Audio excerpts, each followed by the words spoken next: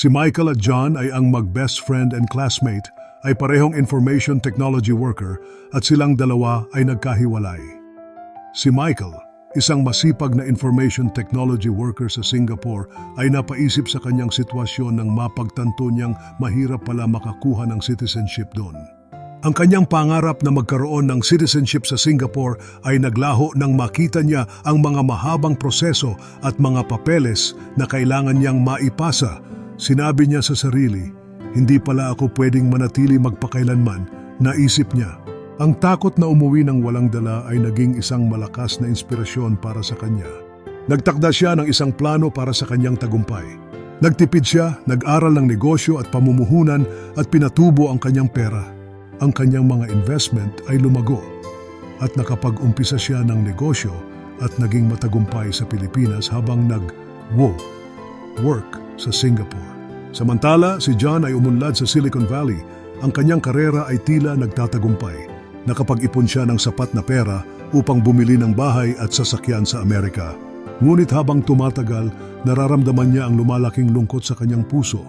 Ang kanyang mga anak ay lumaki sa ibang kultura at ang distansya sa Pilipinas ay nagiging isang malaking hadlang sa pakikipag-ugnayan sa kanyang pamilya at mga kaibigan dahil sa layo at mahal ng pamasahe para lang makauwi. Hindi ko na nararamdaman ang tunay na tahanan, naisip niya.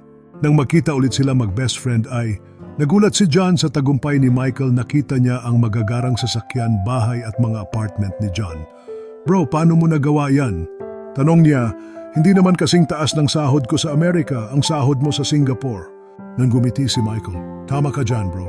Hindi ako naging citizen sa Singapore. Natakot akong umuwi ng walang dala kaya nag-aral ako ng negosyo at nag-invest habang nagtatrabaho. Alam ko na kung susundan ko lang ang pamumuhay doon, wala akong mapapala. Ang takot at hirap ang naging inspirasyon ko. Nang dumating ang tamang panahon, nag-focus ako sa aking negosyo at nagtayo ng buhay sa ating sariling bansa. Napagtanto ni John ang kanyang mga pagkakamali. Kahit na matagumpay siya sa Amerika, kulang siya sa mga pamumuhunan at personal growth.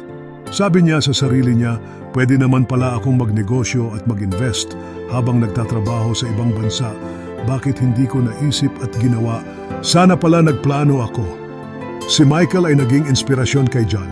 Kaya nagdesisyon siya humingi ng payo at nagsimulang mag-invest. Sa huli, naging matagumpay din siya at pareho silang nagretiro sa Pilipinas, masaya at kontento sa kanilang mga buhay. Natutuhan nila na ang tagumpay ay hindi nakasalalay sa lokasyon, kundi sa determinasyon, pagsisikap at pagpaplano. Huwag matakot magsimula at tandaan na ang tagumpay ay posible para sa lahat.